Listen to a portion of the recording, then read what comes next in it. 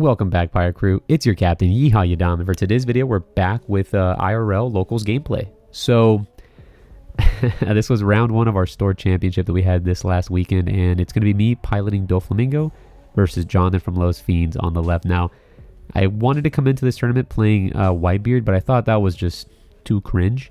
So, I was like, you know what? Jonathan, what other decks do you have? And he let me borrow this Doflamingo deck, and then we immediately matched up versus each other. But this is a good game nonetheless. I think it really showcases the strengths that both decks really have. It's a very interesting game. Even though it was just round 1, I knew it was going to be a banger. So I start off going second. I take second away from Rebecca because I think my deck just wants to go on the second curve a little bit more. It allows me to go Nami, search on play, and that way I don't necessarily have to have her like removed immediately and lose that value. I also get to play Sugar and great stuff like that. So I play Sugar on 2 because I know this card's going to be very good versus the Rebecca matchup. I know specifically it's going to go ahead and rest a lot of their threats. Unfortunately, he does have the Colosseum very early. If he didn't have the Colosseum, it would be so much stronger. But it really puts a wrench in their plan. Just gives me a couple turns to really set up here. So I'm just going to go ahead and attack 7. As you saw, I played the Uda, and then he just cleared it and used Rebecca's ability. So I'm going to have to try to get some cards out of his hand here. I have to apply some pressure. He's going to go ahead and counter out of it. Then we'll play another Uda and step. Go ahead and, get those 2 Dawn back. If you guys have used the little mat from Bandai, this little pink mat that I'm using, is it just me or is it exceptionally small?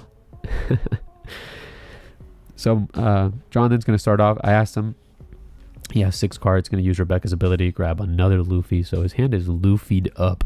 And yeah, he goes ahead and plays a Sabo. I'm going to go ahead and immediately rest said Sabo. It is a mandatory effect for Sugar to go ahead and rest herself.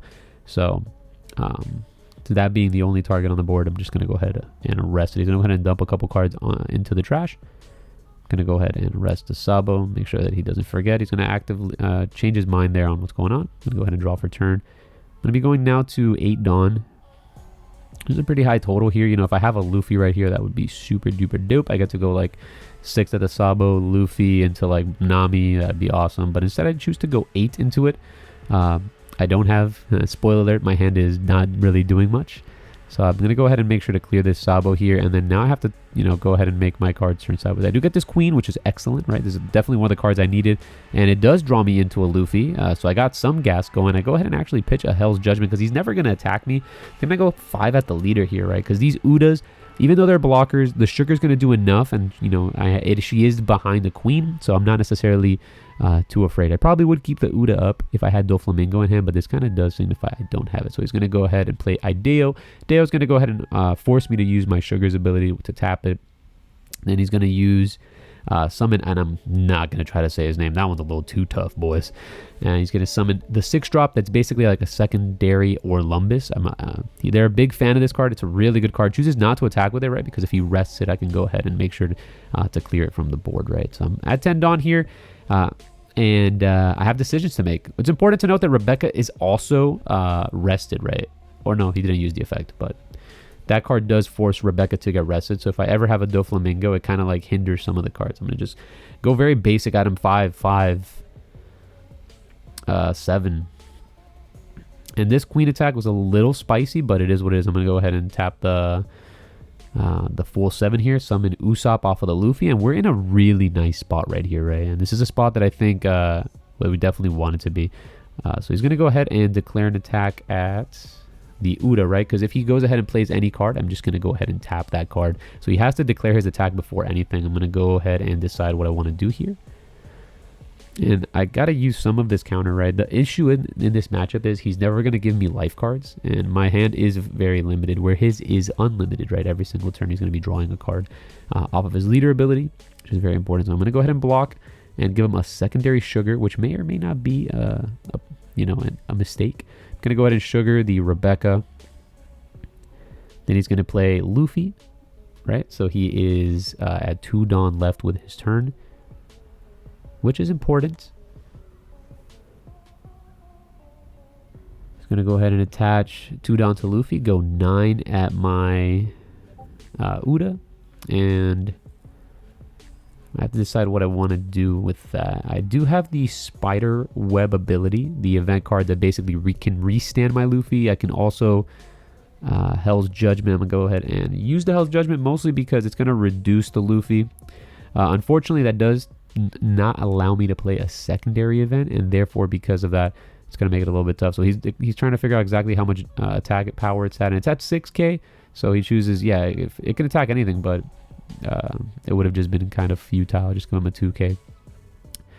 So his Luffy is suspended or arrested, and I do have the opportunity here to go at his life, which may have been my undoing, right? Because right now, if I just chuck everything at life, I think he's going to be in a really bad spot. But I have to figure out how to deal with this Luffy more than anything. And I wanted to make sure that he could tell me what he's added off the Gyats. So my face comes into frame here because I have decisions to make. My hand is now looking terrible, right? But I do have at least 4 characters on the board that all have attacking stats. Go 9 at the Luffy. And he will defend. I want to kind of decide where to go from there. I'll go 9 again, make sure that the Luffy is gone. But I think he defends this as well. Well, he allows it to go through. Yeah, attaching all my Dawn as a Dolphy player also feels terrible because of the fact that because it just makes it so much more difficult to like keep up to rested Dawn, right? And that's kind of what I'm just trying to debate here, but I think it's just better and in my best interest to go as hard as humanly possible. So I go 8, he defends it, and then I'm probably just gonna go 7 as well and just call it a day. I'll clear the Rebecca. And I'm trying to decide. I probably should have just 7'd this and just made sure you give me everything, right? Yeah, I opt not to. I'll keep up the 2, but you know, keeping that card on the board could be prove to be difficult.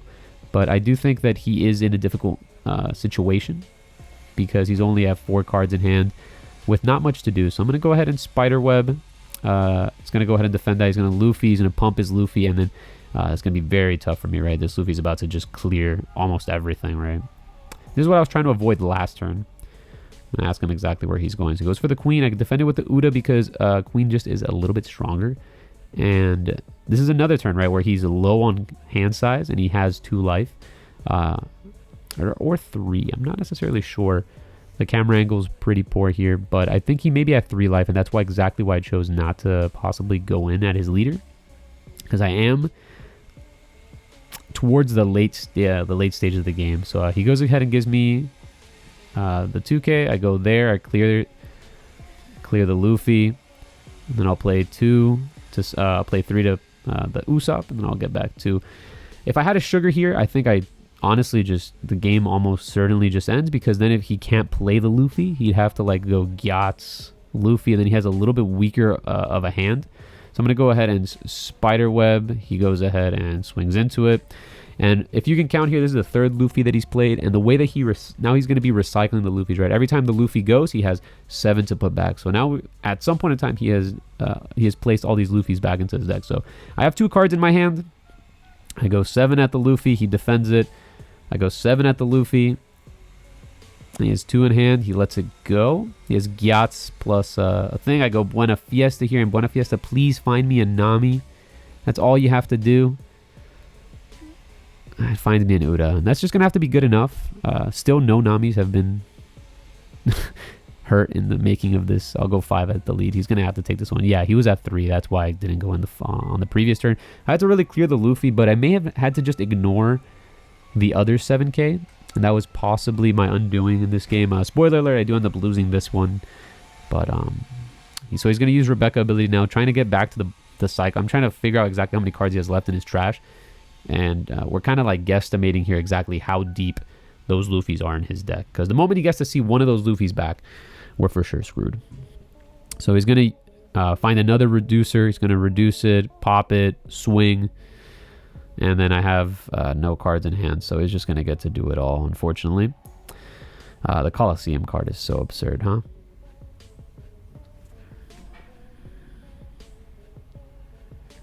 And then we got to decide exact. So now he's at 2 life. Buena Fiesta is most certainly never attacking, right? So I'm going to go ahead and swing at the Kyros, force him to play the Colosseum. Then I'm going to king it, right, to remove it off the board. I have to get this king down at some point in time. He could have also comboed. That's why I went 7 at it. Just to make sure that he couldn't go ahead and just like give me a 2k and we move on from that. So he does have the removal spell, the Trueno Bastardo, which is going to go ahead and remove my king. And now we're back to the same board state, but now if he just cycles up a couple of blockers, he pitches the Isho because he's not going to really need that. If he cycles into a couple Sabos, we're really screwed, right? So we are in desperate need of a Nami. Even Flamingo at this point in time isn't going to do much, but that's a great top deck. This queen's going to get me just 2 cards deeper into my deck, which is, I just want choices at this point in time, but I can't seem to find the ones that matter. I'll go ahead and pitch this king because it unfortunately can't be even summoned this turn. And I think I'm just going to swing 7 at lead, but this number is not great. I should have at least swung 8, right? Because now I'm floating Infinity Dawn here. I should have made sure to deal a damage this turn or give me the blocker. I think that was the most important thing. Force him to have removal on this queen, and then on the following turn I go ham again with queen and leader, force him to take damage again, and then pray that he doesn't find a string of blockers. But he sees a Luffy, and that's gonna really make this game impossible. That's the 4th Luffy. That's gonna go ahead and clear my queen. Most certainly I'm gonna go ahead and untap, and I'm gonna untap it both times. So I have to give him my whole hand, but I do have to keep this queen. He's going to go ahead and cycle fully for it. I'm going to have to draw here something really good off the top. I think I already saw it and put it to the side because it's just an irrelevant card at this point in time. But really tough position to be in. And at this point now he's, oh, I thought that was his hand. And I was like, oh boy, am I screwed. But his hand is actually only consisting of 3 cards at this time. So I see the card in hand. It's another counter event, so I'm trying to even consider if this Buena Fiesta goes in there, but that's just too much Dawn allocation. And unfortunately, I just don't think that that's the right move. I'm trying to find a way that I can deal a damage here and make sure to even like clear the Luffy. So this turn I'm in another weird spot where I'm forced once again to try and clear this Luffy. If not, I just lose the game on the spot, right? So I'm going to go 9 at the Luffy. He's going to let it go through. I'm going to play Usopp and pass and force him to find removal, a blocker, and or a Luffy. So he gets Rebecca off the top, which is huge, right? Because that lets him cycle deeper into his deck. He finds Sabo. The Sabo is going to go ahead and find him.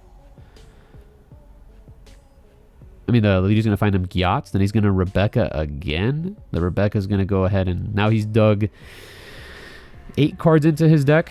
By this point in time, we're getting really close towards the bottom, and those Luffys are just going to come one after the other, right? Because it's going to start getting a little tough. He's going to Sabo because he still hasn't found the Luffy. It's going to go ahead and draw 2. We're talking here, and we're just like, oh, no way you find this Luffy, and we're just doomed. So he's going to go ahead and pitch 2, and then he plays an Ideo, and at this point in time, he has 3 blockers, which makes it legitimately impossible to go for game. I'm trying to consider exactly what my options are here, and I just can't do it. I'm not strong enough to swing with this this Buena Fiesta. It's so bad. Let's see, we'll go 7 at the leader. I make this mistake once again, not respecting like the golden rule of going 2k above a certain card, right? So that he can just go ahead and do that. So he's gonna go ahead and block with the Sabo and pitch a 2k, and I do know that he has the Gyatz. I don't respect that golden rule that much. I try to make 6Ks become chump blockers, but that just didn't work this turn, right? Because I'm going to get Luffy'd. I didn't draw anything great, so I think I just opt to concede right here because I know that my board is gone on the next turn. And then even though I don't, like there may be a chance in a couple turns, it's certainly over. But even though we lost, it's important to reflect behind the game or after the game and try to figure out exactly what went wrong, what we could have improved on. There's a couple things to be noted. Obviously, it's goes without saying, I didn't see a Nami, which is kind of like the whole engine of the Flamingo deck, and or Flamingo 10 drop, which are some of the key pieces in that deck. But that's, saying, oh, I didn't draw these cards, should have, that couldn't have done anything better, right? It seems like a terrible argument to me. So what we could have done better, obviously respect the 2Ks a little bit more. I went 7 when he had Sabos, when I should have gone 8. I should have probably ignored the 6-drop reducer, the 6-drop Orlumbus, and just gone face to deal a damage. There was a couple turns where I should have just swung for the fences and been like, man, I hope he really doesn't have any blockers, and just force him to have it. I mean, he did he did have it, but I should have at least put him on it and given myself even the smallest percentile chance to possibly win the game, as opposed to keeping it as safe as I did. I was in a very commanding lead for the first, I would say, 5 or 6 turns of the game. And then after that, it took a really sharp decline after back-to-back Luffys. So, yeah, definitely gotta, make sure that this matchup gets a little bit hammered into you if you're thinking about playing Flamingo, as I think this is a very difficult matchup, but doable. In this tournament, I did end up playing another Rebecca player, and it did go a lot smoother, mostly because I did see Nami, but, it is what it is. I hope you guys enjoyed this video. If you enjoyed it, make sure to hit that like button. If you have anything that you also saw that I maybe have missed in the commentary, make sure to hit that comment. Hit me up in the comment section and let me know, hey, I could have done this or that a little bit better. But I think I really just, I tried to hit all the nails on the head there with my commentary. And lastly, guys, if you're enjoying this type of One Piece TCG content, make sure to hit that subscribe button, and I'll see you guys on the next one. Peace.